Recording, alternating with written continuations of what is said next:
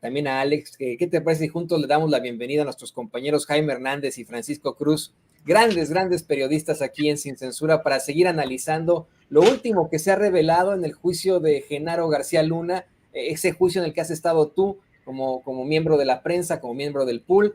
Hoy, como bien mencionas, existió la participación de un ex policía de Chicago. ¿Qué te parece que nos das un panorama de esto para que iniciemos la mesa?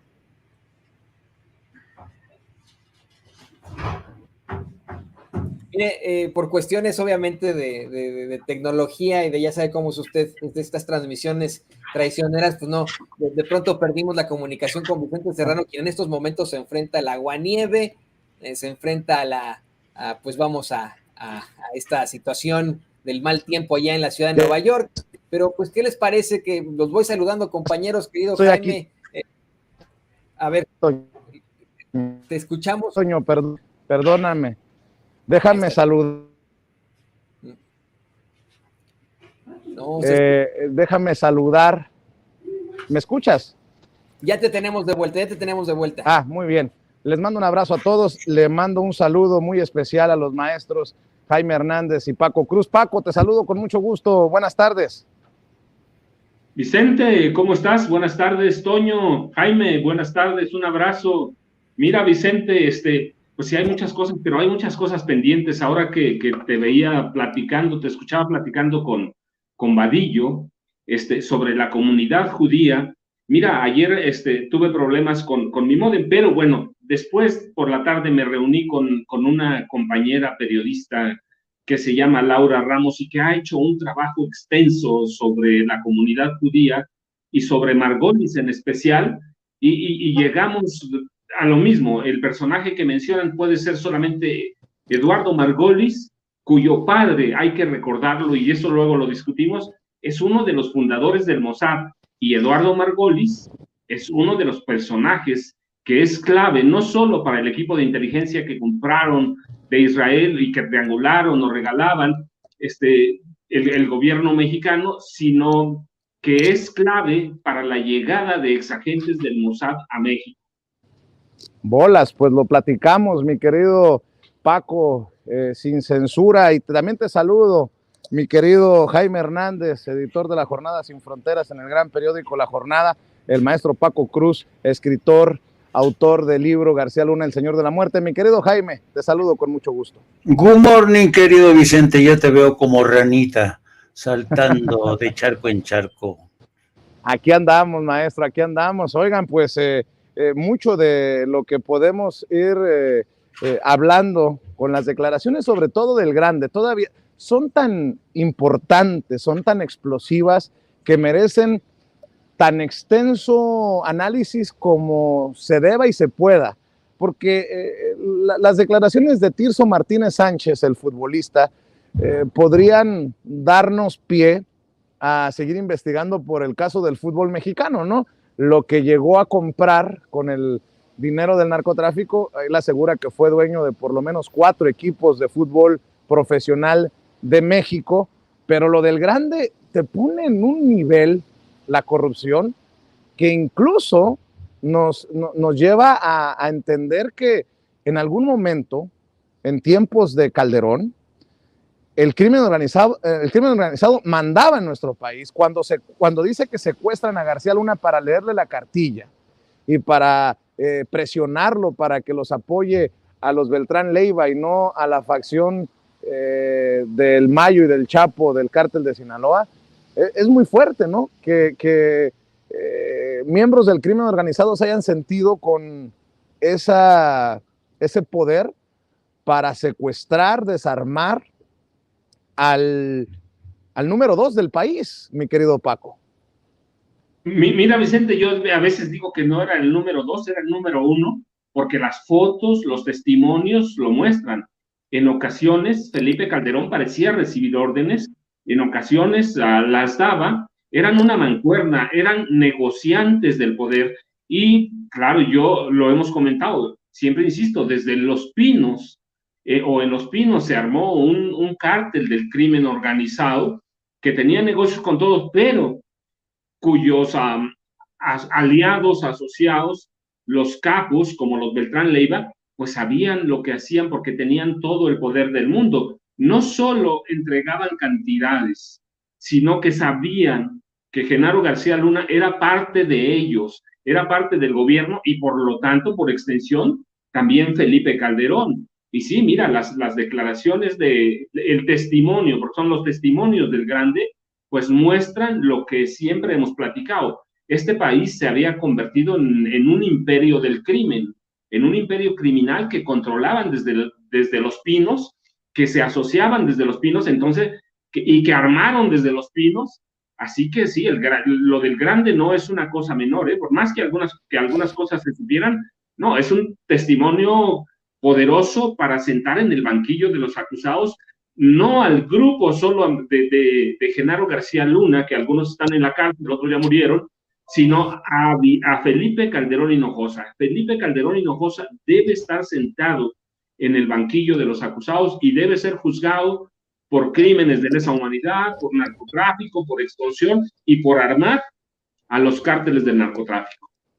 Fíjense, Paco, Jaime, que puede ser que no ande tan perdido en mi análisis de lo nervioso que se vio y de lo poco efectivo que fue el abogado defensor César de Castro de Genaro García Luna ayer en el contrainterrogatorio a El Grande, a Sergio Villarreal Barragán, porque hoy otro de los miembros del equipo defensor de Genaro García Luna, al contrainterrogar a Tirso Martínez Sánchez, el futbolista, que creo que había muy poco que sacarle, le preguntan sobre El Grande. ¿Verdad que usted sabía que El Grande era uno de los más sanguinarios líderes de la organización de los Beltrán Leiva? Y dice Tirso Martínez, yo nunca conocí a El Grande y no sé, no puedo responder a esa pregunta, lo que dejó sin argumentos a precisamente este miembro del equipo defensor de Genaro García Luna. Ahí creo que también confirma lo mucho que les dolió o lo mucho que creen que puede significar el testimonio de Sergio Villarreal Barragán, El Grande, el lunes y el día de ayer, mi querido Jaime. Sí, y fíjate que uno de los componentes interesantes de lo que es que hay tantas cosas, ¿sabes? Yo creo que los testimonios que ha presentado El Grande, perdón que me concentre ahorita en estos momentos en El Grande, es que las declaraciones del Grande nos permiten hacer un rompecabezas de realmente quién mandaba, dónde operaba el cártel de los Beltrán Leiva y luego el cartel de Sinaloa. Y estaba haciendo algo de memoria. Y yo recuerdo precisamente cuando ayer dialogabas con Jesús García, que por cierto, me encantó su participación anoche contigo, y cuando hablaban ustedes dos de cómo se movían, de qué manera se movía el cártel de Sinaloa en la Ciudad de México, donde se vestían con traje y toda la cosa, hacían labores de cabildeo, presionaban, tenían sus casas de seguridad en algunos de los barrios más ricos.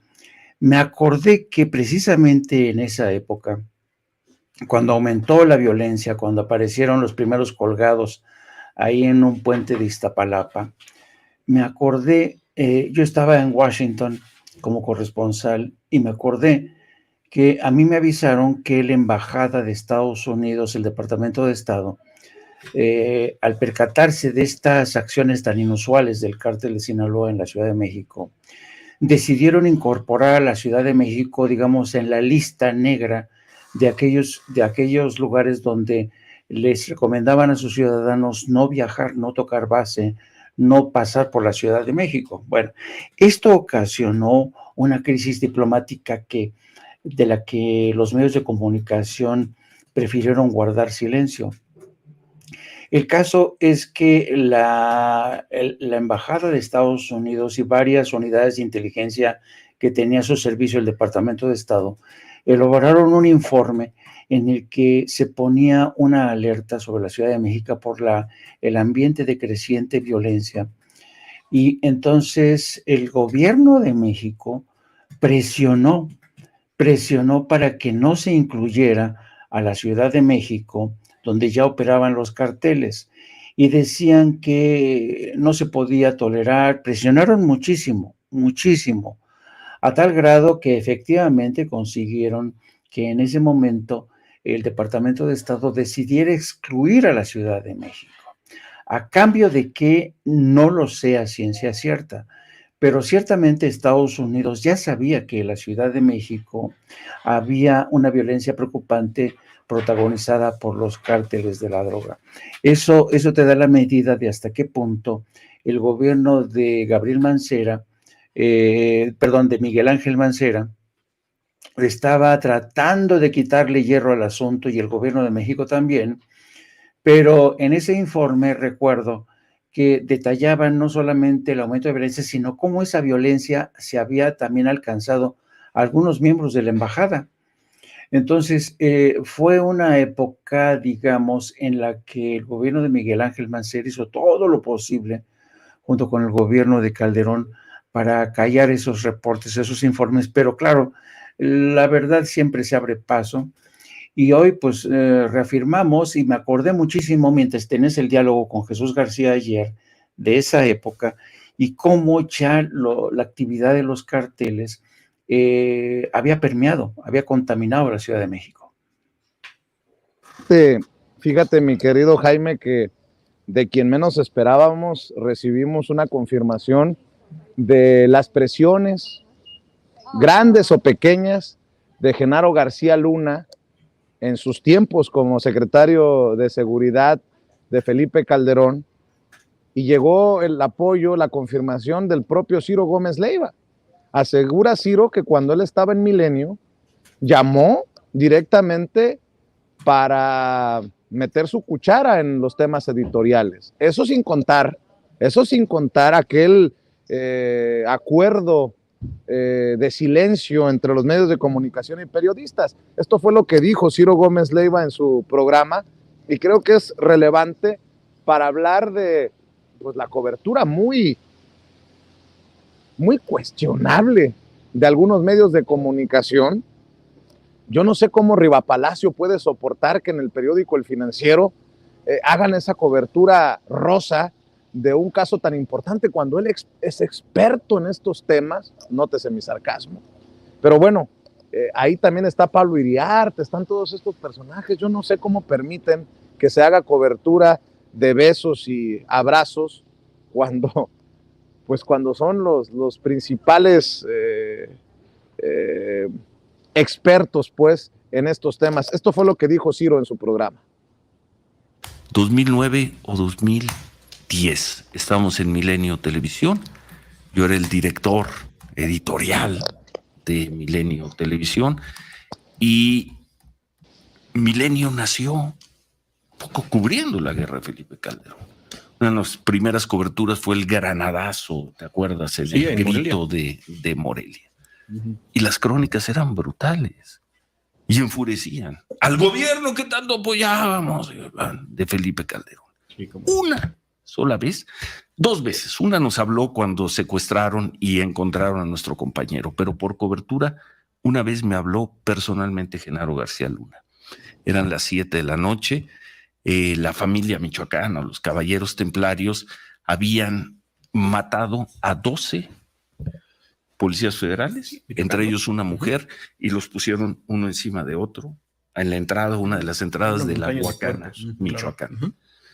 Y como hacíamos nosotros, a lo mejor de manera irresponsable, poco sensible, teníamos un sistema de noticieros y la información la obtuvimos a las 1 de la tarde y la pasamos en el noticiero de la 1:30 y en el de las 2, y en el de las 2:30 y en el de las 3, 3:30. Por ahí de las 6:30 de la tarde, 7, me habló por única ocasión el secretario de Seguridad Pública para decirme: oye, con todo el respeto a tu trabajo, estoy con los familiares de los compañeros policías federales que murieron. ¿Sería posible que ya no estuvieran pasando esa imagen? Y yo le dije: híjoles, Genaro, tomo en cuenta tu comentario. Única vez que me habló Genaro García Luna. Única vez. ¿No? Está bien. Y que alguien, por favor, con esa autoridad con la que hablan en Palacio Nacional, que saben todo lo que pasó y conocen todo, que me diga en qué otra. No le cambio. Estoy hablando de mi caso. Bueno, única vez. Caso. Qué bueno que lo aclaras. Dirigíamos el sistema de noticias, que en ese año cubría exhaustivamente el tema, no de la guerra de Calderón, de la violencia brutal también que se estaba viviendo en México, y yo nunca le pedí a un conductor o a un reportero, oye, haz un reportaje para que se vea un policía federal, cómo está ayudando a una viejita a la que acaba de rescatar. Nunca. Otros sí lo hicieron. Bueno, no sé otros, pero el presidente duro y dale mintiendo, y invitaba a Carlos Marín y a Ciro Gómez Leiva a desayunar. La verdad, Ciro. Perdón que me sulfure. Es el puro recuerdo. Pero es el puro recuerdo, va. Tampoco se habló con claridad del fraude electoral, y tú lo sigues negando. Bueno, pues todo ocurre en la intervención de Pigmenio Ibarra de los miércoles con Ciro Gómez Leiva. Bueno, con mucho respeto, don Ciro, con mucho respeto, pues si no defendió a ese gobierno y busca ridiculizarlo en su programa, ¿cuándo lo esperamos, don Ciro, en esta cobertura? ¿O usted ya es muy vaca sagrada como para andar en esta cobertura? ¿Por qué le sacan? ¿Por qué no están acá? Si es que no protegieron a ese gobierno y a esos personajes. Nada más pregunto.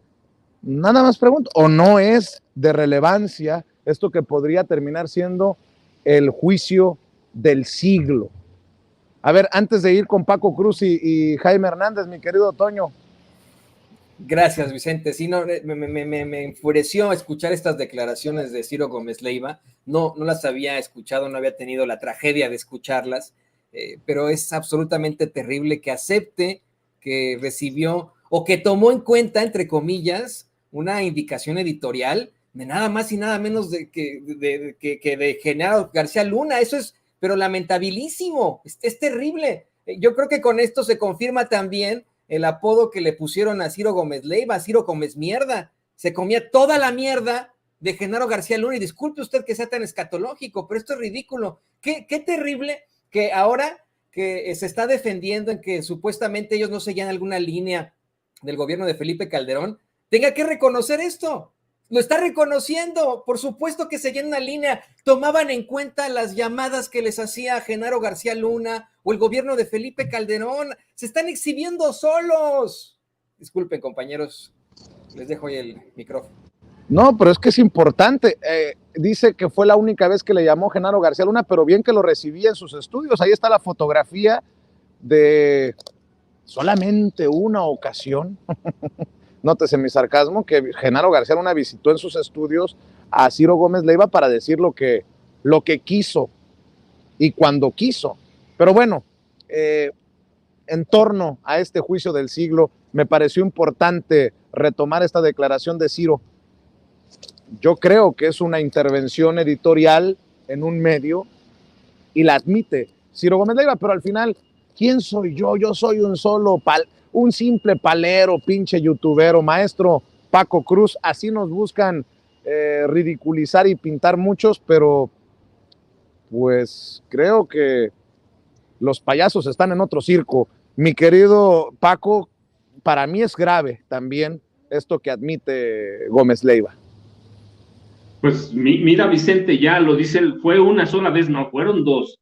Aquel secuestro de su compañero cuando todo mundo sabía que Genaro García Luna controlaba las bandas del narco, y luego tiene aquella presentación a su regreso a México para hablar de su libro, para decir, no es una, y luego tienes aquella reunión en la que todos los comunicadores grandes de México, los monstruos sagrados, le van a rendir pleitesía a Genaro García Luna. Así que mira, los hechos los desmienten, pero mira, yo tengo algunas observaciones. Primero, ¿por qué los narcos, los grandes capos, eligen los lugares lujosos, ¿sí?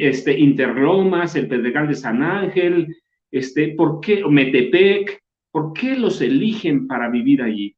Bueno, mira, hay varias razones. La primera, allí pasan inadvertidos sus Ferrari, sus Lamborghini, sus Maserati, sus Porsche. Allí están entre iguales, sus cuentas bancarias, allí están entre iguales, se sienten bien. Sí, son iguales. Unos son ladrones de cuello blanco, pillos, los otros son los que dan la cara, los criminales. Entonces, por eso escogen esos lugares. Y no es una casualidad. Segundo, mira, el hecho de que descalifiquen las declaraciones o el testimonio del futbolista no es cosa menor. Habíamos dicho que el juez es responsable solo de la conducción del juicio, pero desechar un testimonio le está mandando un mensaje a los jurados. Los que van a testimoniar, los que aparecen, sí cuentan. Es un mensaje muy fuerte. Sí, pero mire, Paco, lo que no cuenta lo vamos a desechar, pero estos, como el del Grande, y faltan todos los buenos, ¿va? Otros tantos como esos cuentan, son poderosos. Es decir, es un mensaje que de pronto parece inadvertido, de pronto dice, no, pues no los toma en cuenta. Sí, no lo toma en cuenta, pero el jurado sí. El jurado ya sabe que los que quedan cuentan y el juez lo tomó en cuenta y que eso lo deben ellos tomar en cuenta para cuando llegue el momento, cuando termine el juicio y ellos tengan que analizar. Así que no desechar a un testigo no es cosa menor, es enviar un mensaje al jurado. Los que quedan, todos cuentan. Cuando se sienten a deliberar, vean que los testimonios que desechamos fue por eso, pero los que tienen, deliberen con eso, porque esos sí son fuertes. Si es un mensaje fuerte, es un mensaje poderoso, y todavía faltan los demás, Vicente?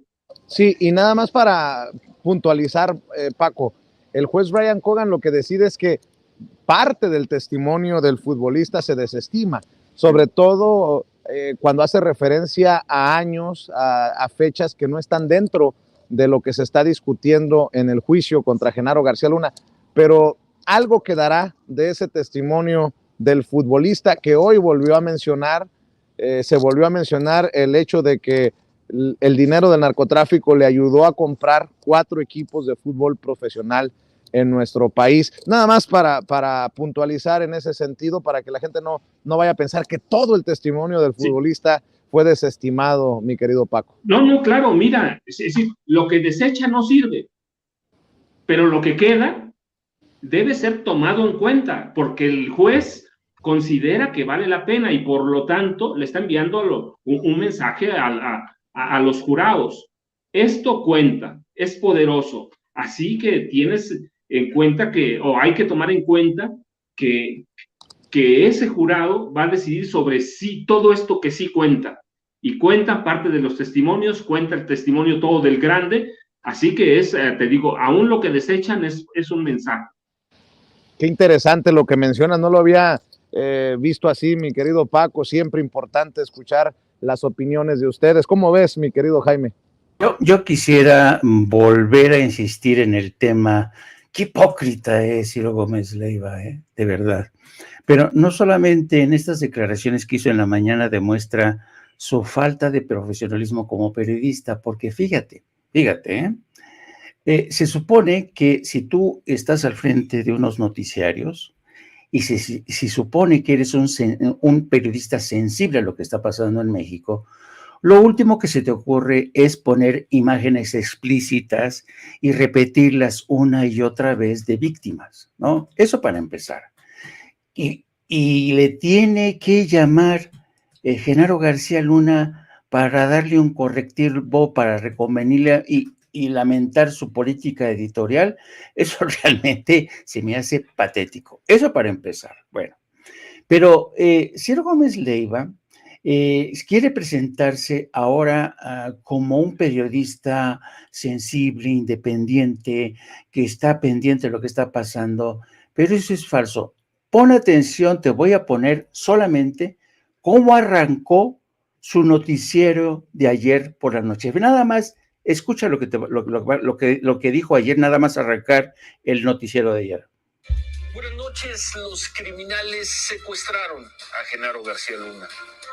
Eso al menos cuentan ahora los criminales en Nueva York. Aquí, la mejor crónica del juicio. ¿Te das cuenta? De entrada, los criminales secuestraron a García Luna y de entrada está desacreditando las declaraciones, intenta desacreditar las declaraciones de Sergio Villarreal el Grande. Eso para empezar. Pero tú sabes bien que Ciro Gómez Leiva fue un instrumento, fue un títere de García Luna.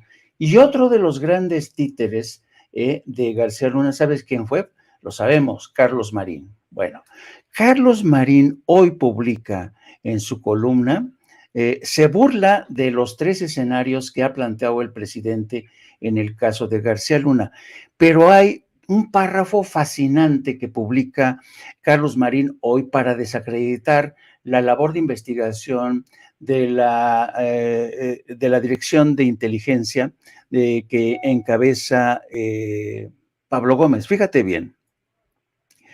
Se refiere cuando Santiago Nieto aún estaba en la dirección, en la Unidad de Inteligencia Financiera, y empezó la investigación en torno a los 700 millones de dólares que el presidente reconoció ayer que hay una petición, una demanda de México para que se entreguen esos 700 millones de dólares. Bueno, él dice que esta investigación empezó una perversa investigación contra Genaro García Luna, ¿no? A fin de acusar a Genaro García Luna de, y pone entre comillas, enriquecimiento ilícito. Y dice, fíjate lo que dice en el párrafo, se trata de contratos por equipos de seguridad con el extinto CISEN en el gobierno peñanetista, dizque con dinero desviado por Miguel Ángel Osorio Chong, obtenidos en realidad por los empresarios Samuel y Alex Weimer, padre e hijo, no García Luna. La esposa del primero, Guadalupe, es prima y socia de Julia Abdalá, pareja del director de la CFE, Manuel Bartlett.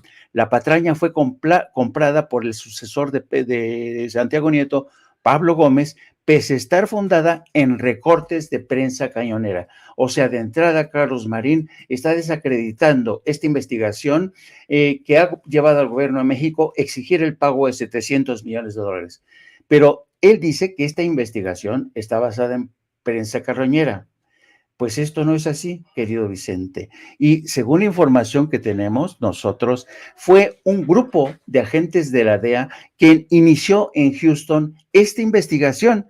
Empezaron a investigar, a vigilar a García Luna en Miami, a donde se había mudado con su familia para establecer una firma de consultoría de seguridad y otros negocios. Fíjate lo que dice aquí la DEA. También descubrieron sus complicados enredos con un ejecutivo de seguridad mexicano, Samuel Weinberg, y el hijo de quienes se descubrió que canalizaban fondos hacia algunas de las empresas de García Luna. Carlos Marín, eres un mentiroso, eres un mal periodista, no te estás informando bien, y no es que esta acusación del gobierno de México para reclamar los 700 millones de dólares esté basado en recortes de prensa carroñera. No, señor, están basadas investigaciones de agencias federales de Estados Unidos que han sido compartidas con el gobierno de México. Solamente te quería poner esto en evidencia, querido Vicente, para ver cómo desde México, mientras allá están tratando de clavar a Genaro García Luna, aquí Ciro Gómez Leiva y Carlos Marín intentan llevar la contranarrativa para presentar al gobierno de México como un gobierno que se basa solamente en informes de prensa carroñera para acusar a Genaro García Luna, un hombre que según Carlos Marín y posiblemente Ciro Gómez Leiva consideran como el mejor policía del mundo. No, y deja tú un análisis ahí de algún editor o alguna editorial que hagamos nosotros en los medios de comunicación, querido Jaime. Es un hecho ya establecido que si fue detenido en Texas, se debió a una investigación acá en los Estados Unidos, una investigación de mucho tiempo, de algunos meses, con la que lo enfrentan. Esta defensa que hacen Ciro Gómez Leiva y Carlos Marín es verdaderamente despreciable. Los exhibe, en cuanto a toda su carrera. Los dos personajes, Ciro Gómez Leiva y Carlos Marín, una y otra vez han presumido sus grandes contactos en la política, su cercanía y amistad con esos pues políticos y poderosos. Eso es lo más importante. Y por supuesto que ahora seguirán con esta defensa. Yo creo que se están ensartando terriblemente. De hecho, le pido a don David que nos grabe para incluir en esto también a Paco.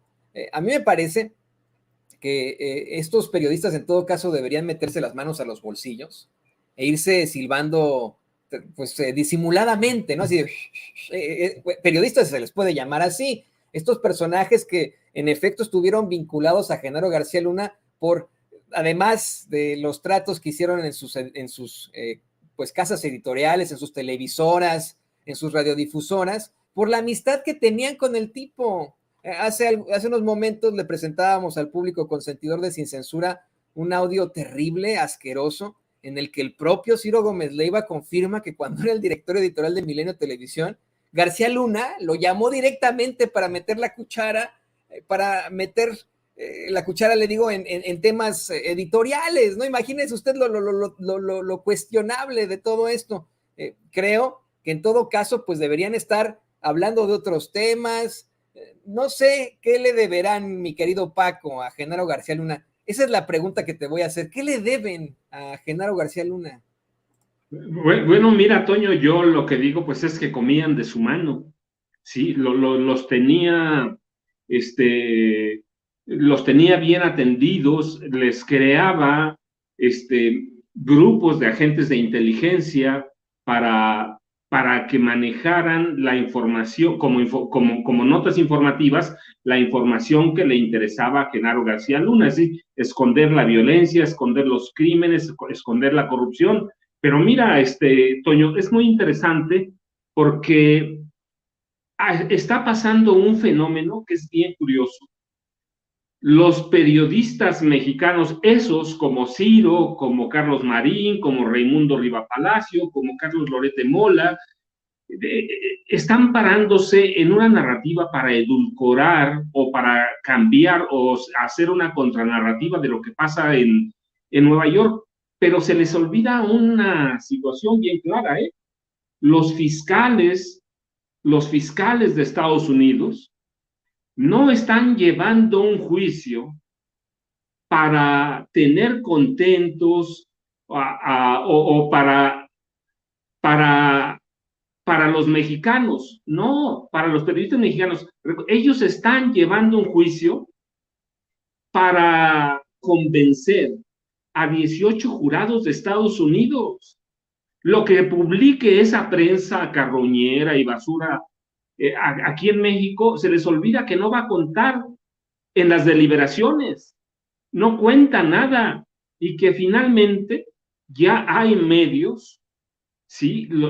Los medios independientes, las redes sociales, esto que hacemos, que tienen la información, ¿sí? Se les olvida todo. Entonces deben recordar que la Fiscalía de Estados Unidos no lleva un juicio para satisfacer al público mexicano, que no lo toman en cuenta. Lo que toman en cuenta son las evidencias. Por eso le señalaba hace rato, mira, no importa que desechen un testimonio o dos, incluso que el juez desechara un testimonio completo, porque le está diciendo a los jurados, lo que importa lo tienen aquí. Y tienen ahí al grande, y desde quedan algunos, y todo lo que queda aquí sí cuenta. Sí es un mensaje fuerte, pero los periodistas mexicanos están pensando que están cubriendo un juicio aquí en México, como siempre le hacían, como van a estar acostumbrados a hacerlo. ¿Por qué? Pues porque así satisfacían, porque estaban a las órdenes del poder, ¿va? Porque siempre estuvieron a las órdenes del poder. Entonces, deben entender, y a nosotros nos queda claro, que no es un juicio para satisfacer a los periodistas mexicanos, ni para satisfacer a México. Es un juicio que se lleva con 18 jurados de Estados Unidos. Es un juicio que debe responder a los intereses de Estados Unidos. Y el juez atiende a los intereses de Estados Unidos. La justicia sí, pero la justicia de Estados Unidos. Entonces, estos periodistas van a seguir con lo mismo toda su vida. ¿Por qué? Porque todas las favores o apoyos de Genaro García Luna. Eso, mira, está bien, siempre lo van a hacer, pero lo importante para nosotros es que hay un juicio en el que están juzgando a Genaro García Luna por investigaciones de instituciones de justicia de Estados Unidos o de servicio a la justicia de Estados Unidos. Híjole, Paco, yo quiero creerte con esto absolutamente, pero desafortunadamente se ha dado el caso aquí en los Estados Unidos de que esos jurados que deben estar aislados de todo, pues sí, leen o escuchan o alguien les da un pitazo en cuanto a las noticias que están manejando. Y eso es lo que le quiero preguntar ahora a Jaime. Le pido al equipo que nos grabe. Hace unos momentos nuestro queridísimo Paco Cruz, Jaime, querido público consentidor, nos plantea que a esos periodistas que comían de la mano de Genaro García Luna y que hoy intentan endulcorar la narrativa de su amigo, pues se les olvida que los fiscales en Estados Unidos no están llevando un juicio para tener contentos a los mexicanos, ¿no? Sino un juicio para convencer a 18 jurados estadounidenses. Desafortunadamente, y esto ha ocurrido, esto pasa, ¿no? A pesar de que las reglas son muy, muy claras, a pesar del aislamiento que debe existir con esos jurados, se ha dado el caso de, pues ahora con las redes sociales, con esto que se llama teléfono inteligente, se ha dado el caso de jurados revisando en los medios de comunicación el caso, ¿no? Se supone que muchos de estos no tendrían que haber sabido algo sobre Genaro García Luna, ¿no?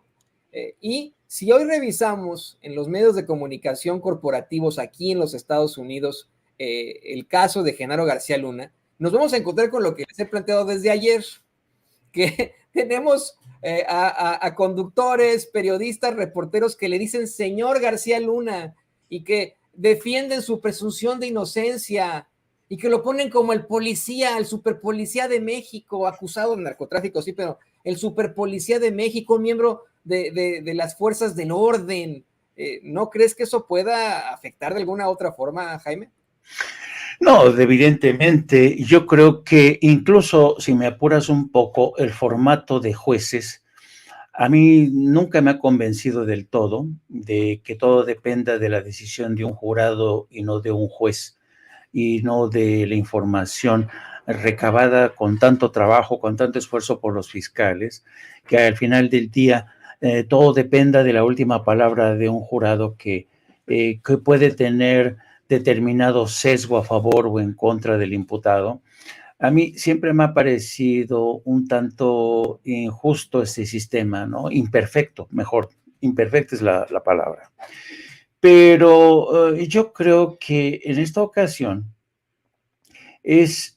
a veces es bueno que el jurado, que puede ser que nunca haya puesto un pie en México, que no tenga idea de la realidad mexicana, que suele ocurrir con mucha frecuencia, a veces es mejor porque no estás condicionado, no vas a, por ningún tipo de, porque lo queramos o no, y esto lo he dicho antes, cualquier juicio en el que un mexicano aparezca como acusado, la lleva de perder en Estados Unidos. ¿Por qué? Porque a lo largo de su historia, si uno revisa la historia de cómo la justicia ha tratado a los mexicanos, bueno, es que es horror. Hay toda una época, querido Toño, querido Paco, en la que, por ejemplo, siempre se ha hablado de los linchamientos de los negros, ¿no? Lo que no se sabe es que al mismo tiempo que linchaban a negros, también linchaban a mexicanos. Ha habido casi... No nos dejaban votar y había también parques en los que no se permitía la entrada a perros y a mexicanos, tanto en Texas como en California. Así es. Una chingadera. Entonces, eso de entrada ya es una desventaja para cualquier mexicano que se ha juzgado en un tribunal de Estados Unidos, con jurado o sin jurado, llévalas de perder. Eso para empezar. Pero luego tienes un añadido que es el terrible desconocimiento que hay en Estados Unidos y sobre todo en los medios de comunicación del México de hoy. Lo hemos visto como de forma consuetudinaria The New York Times, del Washington Post, no solamente no se equivocan, sino que incluso a veces tal parece que actúan con una agenda propia de mala leche. Y yo puedo aceptar que un corresponsal extranjero muchas veces no las tiene todas consigo porque apenas acaba de llegar y sobre todo para conocer un país como México, un país de enorme complejidad, yo lo entiendo. Pero claro, hemos hablado de aquí de cómo, además, Estados Unidos es un país autista. Le interesa un carajo el mundo. Estados Unidos se mira el ombligo todo el tiempo, ¿no? Entonces, en el imaginario colectivo de Estados Unidos, la imagen de México se ha construido a través de las películas de Hollywood.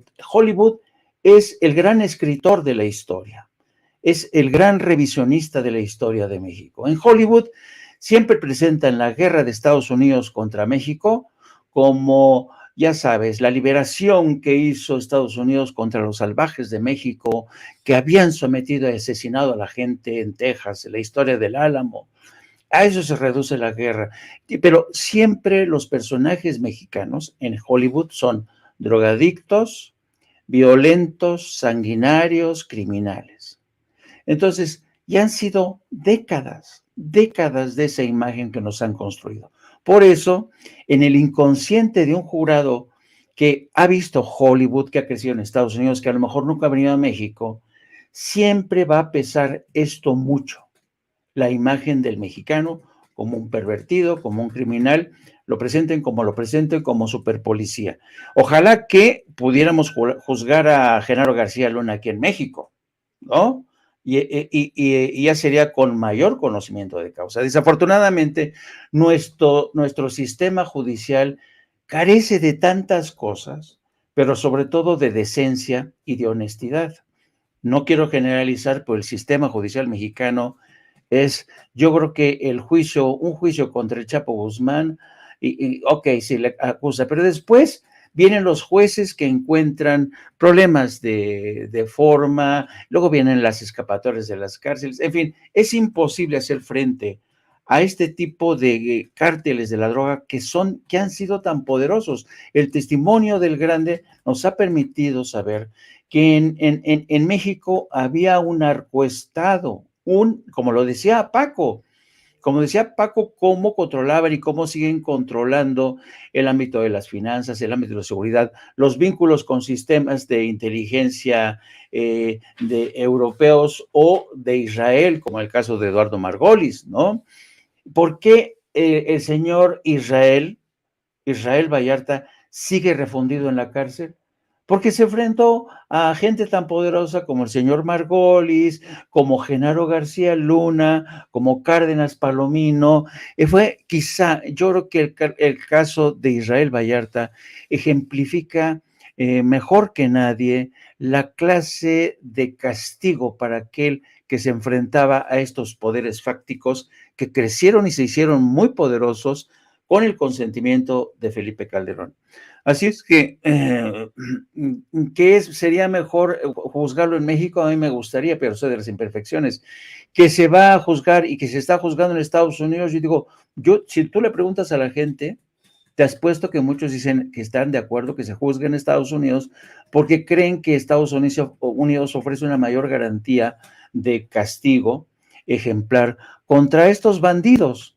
Porque por más que Ciro Gómez Leiva nos presente a los criminales como aquellos que estuvieron colaborando con Felipe Calderón y García Luna, pues el Sergio Villarreal es tan criminal como Genaro García Luna. Y hasta aquí la dejo, queridos amigos. No, y saben que hay algo que comentaste que me pegó directamente, el racismo y cómo nos pintan acá los mexicanos, mi querido Paco. El ejemplo es cómo nos pinta el pinche Larry David, por ejemplo, ¿no? En su último programucho de HBO, Curb Your Enthusiasm, no sé si lo han visto. Miren, corrieron a Chumel Torres de HBO, de HBO, ¿no? Pero Larry David nos sigue pintando como flojos, como borrachos, mentirosos, ladrones, gente con sobrepeso, y así esa es la imagen, ¿no? Que plantean los medios de comunicación de los mexicanos. Otro sujeto, se me fue el nombre de este, que tiene un programa en la noche, luego se me fue el nombre, pero tiene uno de estos programas en la noche y tiene un patiño que es un mexicano, que la verdad ni siquiera, no habla ni inglés ni español el señor ese, ¿no? Y nos deja muy mal parados, no es el estereotipo del mexicano, pero el estereotipo más chafa que existe. Eso es muy desafortunado. Yo también quisiera que en nuestro país juzgaran bien a los miembros del crimen organizado o a los políticos corruptos, pero bueno, pues si nos queda esto, qué remedio, y lo seguiremos comentando. Por eso es que, compañeros, les agradezco que se hayan conectado con nosotros. Les ofrezco una disculpa en nombre de Vicente, que se tuvo que desconectar para entrar ya a la Corte del Distrito Este de Nueva York, se tuvo que meter de inmediato. Les manda sus saludos y pues les ruego que nos compartan sus redes sociales. Querido Jaime, que estás tú con la palabra, pues adelante, compártenos tus redes sociales, para que nos las comparta también el querido Paco. Sí, gracias, querido Toño. Le pido que nos sigan en nuestro canal hermano. Dentro de poco más de una hora estaremos al aire haciendo seguimiento de este juicio. Les pido que se conecten a No Apto para Cínicos a partir de las 14 horas. También les pido que me sigan a través de mis redes sociales en @JaimeJourno y también a través de la sección de La Jornada Sin Fronteras del gran periódico La Jornada. Y querido Toño, por favor, déjame echarle unas flores al maestro Paco Cruz, que se fue a peluquear, se sacó punta, qué guapo, dejaron al maestro Paco Cruz. Te mando un abrazo, querido Paco, un abrazo a las dos, queridos amigos. Jaime, igual, pero mira, yo les quiero dejar ahí en la mesa algo que tenemos que discutir. Cuando abren la discusión a los grupos judíos, a los grupos de Israel, también hay que ver que puede abrirse el juicio a Genaro García Luna sobre las relaciones del cártel de Sinaloa con mafias europeas como la Cosa Nostra. Entonces, eso lo dejamos en la mesa, pero puede ser, yo ya saben, Jaime, te mando un abrazo, Toño, igual un abrazo a todos por allá, @Paco Cruz Jiménez en Twitter, Francisco Cruz Jiménez en Facebook, pero eso se los dejo sobre la mesa, que ya lo veremos.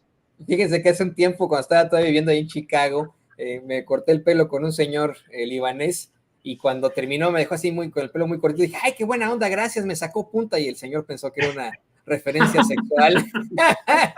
Las palabras idiomáticas en mí, pues ni modo, ¿no? Ni hablar. Pero muchas gracias, queridos compañeros. Qué bueno. Gracias a los dos. Ahí lo tiene usted, el querido Paco Cruz y el querido Jaime Hernández, grandes periodistas aquí en Sin Censura. Y de estos grandes amigos vamos